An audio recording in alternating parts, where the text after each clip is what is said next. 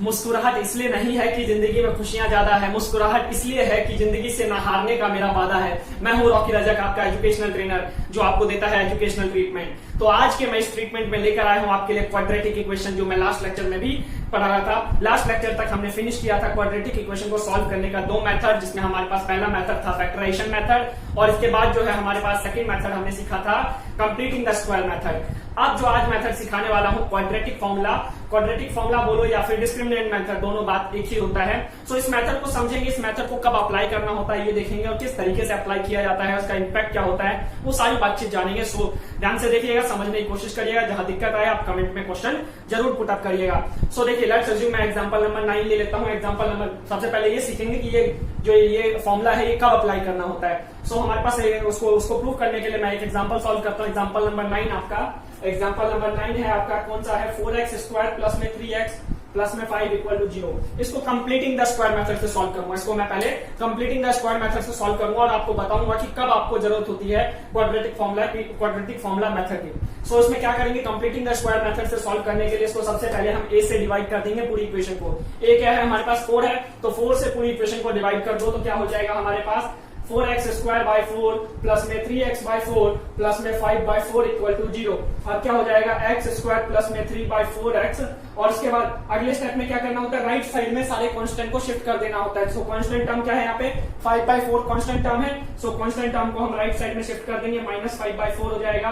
अब उसके बाद क्या करना होता है कि भाई इस इक्वेशन में दोनों साइड जो है कोफिशिएंट ऑफ x का हाफ का स्क्वायर दोनों साइड ऐड करना होता है। कोफिशिएंट ऑफ x क्या है 3/4, इसका स्क्वायर क्या होगा 3/4 का हाफ का स्क्वायर, मतलब यानी कि 3/8 का स्क्वायर। सो 3/8 का स्क्वायर मैं दोनों साइड ऐड कर दूंगा। सो x स्क्वायर प्लस में 3/4x प्लस में 3/8 का whole square is equal to minus 5/4 plus में 3/8 का होल स्क्वायर। अब उसके बाद कंप्लीट स्क्वायर किसका बनेगा, परफेक्ट स्क्वायर किसका बन जाएगा, परफेक्ट स्क्वायर बनेगा जो ये वेरिएबल है उसका, और इसके अलावा ये जो कांस्टेंट टर्म हमने ऐड किया है। सो परफेक्ट स्क्वायर बन गया x प्लस में 3/8 का होल स्क्वायर, और इसके अलावा राइट साइड की वैल्यू आप सॉल्व कर दीजिए।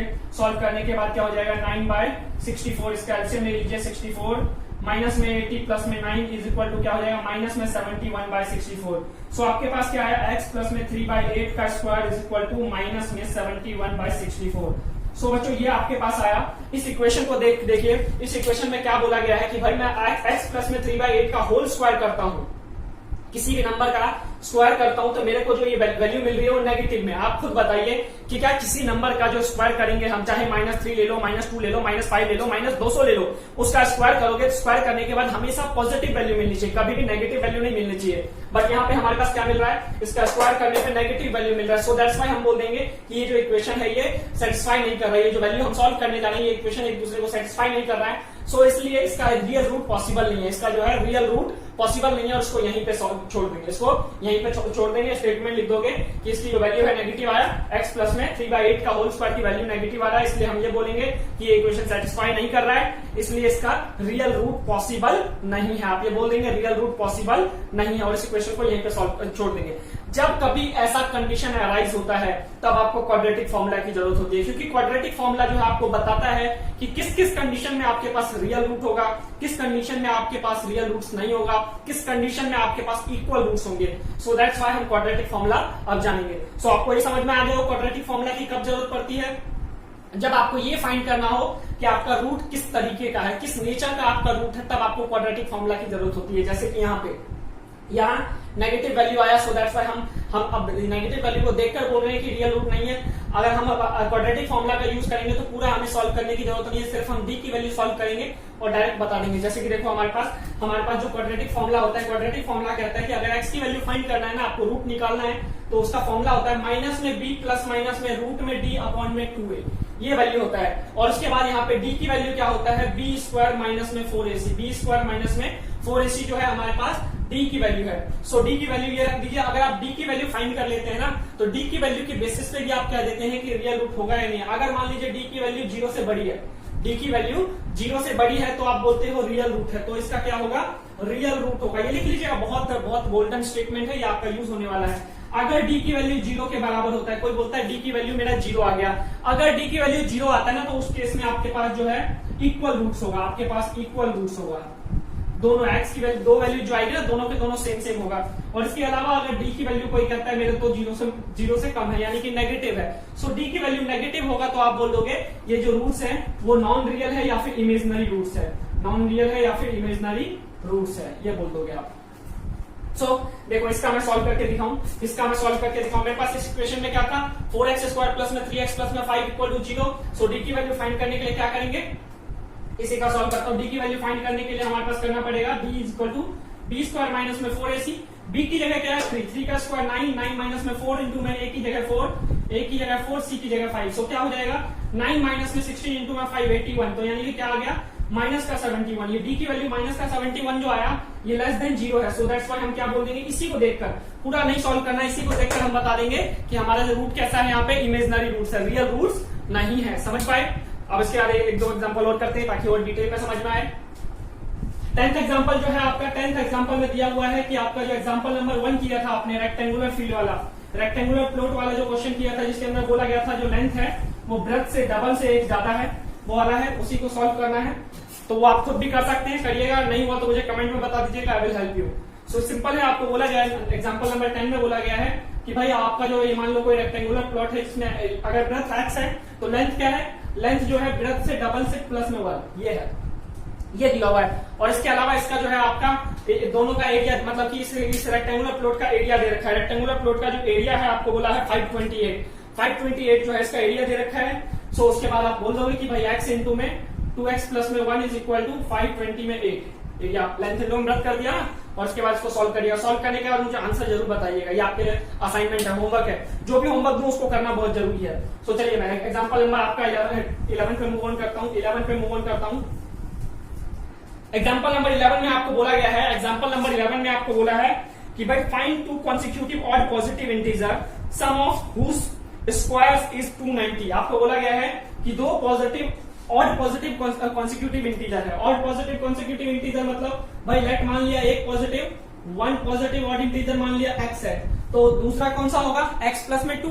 अगर सिंपल बोला होता कि भाई 2 कॉन्सिक्यूटिव पॉजिटिव इंटीजर का जो सम है 2 पॉजिटिव कॉन्सिक्यूटिव इंटीजर है, एक लेते हैं x, दूसरा x प्लस में 1। तो अगर मान लो एक x लिया, अगर दूसरा x प्लस में 1 लेते हैं, तो अगर ये ऑड है तो ये क्या होगा इवन, जैसे अगर ये 9 है 9 प्लस में 1 10 इवन हो जाएगा। लेकिन हमें दूसरा ऑड लेना है तो क्या करना पड़ेगा, x प्लस में 2 करना पड़ेगा, तब जाकर हमें 11 मिलेगा। सो दैट्स व्हाई हम बोलेंगे अगर पहला हमने x लिया है तो अदर कौन सा हो जाएगा, other one will be x plus में 2, other one will be x plus में 2।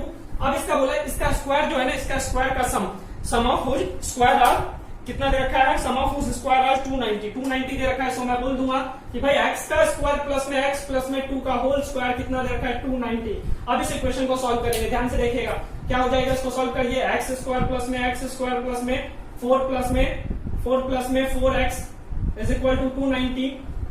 शिफ्टिंग करें 2x स्क्वायर प्लस में 4x प्लस में 4 माइनस में 290 इज इक्वल टू 0। सो क्या हो जाएगा 2x, इसमें से 2 पहले सॉल्व करते हैं, 2x स्क्वायर प्लस में 4x, 4 में से 290 गया, कितना बचेगा आपके पास, माइनस में 286 बच जाएगा इक्वल टू 0। अब यहां से 2 कॉमन निकाल लीजिए, देख लीजिए 2 सब में है, 2 कॉमन निकाल लेंगे, क्या बचेगा, x स्क्वायर प्लस में 2x माइनस में 143 इज इक्वल टू 0। ये हमारे पास जो आया क्वाड्रेटिक इक्वेशन आया, ये क्वाड्रेटिक इक्वेशन आया। अब इस क्वाड्रेटिक इक्वेशन को सॉल्व करेंगे हम कौन से मेथड से, यानी हम डिस्क्रिमिनेंट मेथड लगाएंगे जिसको क्वाड्रेटिक फॉर्मूला मेथड भी बोलते हैं।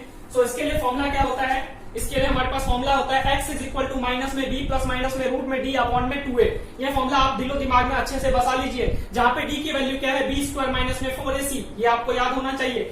सो हम क्या बोल देंगे कि हमारे पास जो क्वाड्रेटिक फॉर्मूला है कहता है कि x इक्वल टू माइनस में b प्लस माइनस में रूट में d अपॉन में 2a, ये कहता है मेरा क्वाड्रेटिक फॉर्मूला है। अब इसमें मैं क्या करूंगा, first of all I have to find the value of d। मैं d की वैल्यू फाइंड करने की बजाय क्या करूंगा, उसी में डायरेक्ट पुट कर दूंगा b स्क्वायर माइनस 4ac।